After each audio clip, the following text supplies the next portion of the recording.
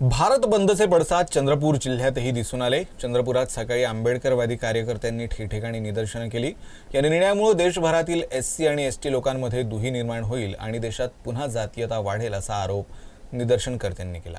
एसटी-एसटीचं वर्गीकरण बंद झालंच पाहिजे, एसटी-एसटीचा क्रिमी लेअर बंद झालाच पाहिजे, सुप्रीम कोर्टाचा निर्णय बीजेपी सरकारचा निषेध असो,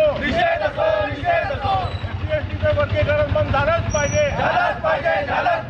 6,000 जातींमध्ये जवळपास विखुरलेला या एससी एसटी ओबीसी समाजाला बाबासाहेबांनी 3 वर्गामध्ये एकत्र आणलं आणि हा एकत्र आणण्याचा उद्देश होता की हे एकत्र जातीमध्ये विखुरलेल्या लोकांना समाज निर्मितीच्या प्रक्रियेमध्ये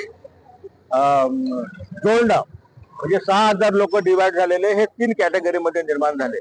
परंतु या वर्ण व्यवस्थे आणि जाती व्यवस्थेला पुन्हा बळकट करण्यासाठी ह्या एससी एसटीचं वर्गीकरणचा जो सुप्रीम कोर्टाचा निर्णय जो आहे अतिशय चूक निर्णय आहे। भारत बंदला वर्ध्यात संमिश्र प्रतिसाद मिळाला। स्थानिक झाशी राणी चौकातून आक्रोश मोर्चा काढण्यात आला होता। शहराच्या बाजार भागातून हा मोर्चा भ्रमण करत डॉक्टर बाबासाहेब आंबेडकर यांच्या पुतळ्याजवळ संपन्न झाला। यावेळी मोठ्या संख्येने आंबेडकरी संघटना, सामाजिक संघटना आणि राजकीय संघटनांचे प्रतिनिधी उपस्थित होते।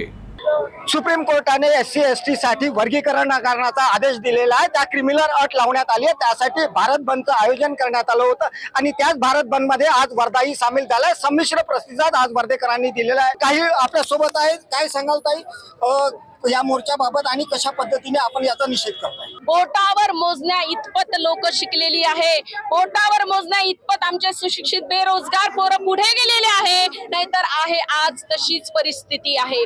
संविधानानुसार आम्हाला बाबासाहेब आंबेडकरांनी हे जे काही आरक्षण दिलेलं होतं याचा महाघाट रचण्याचा महापराक्रम या व्यवस्थेने केला।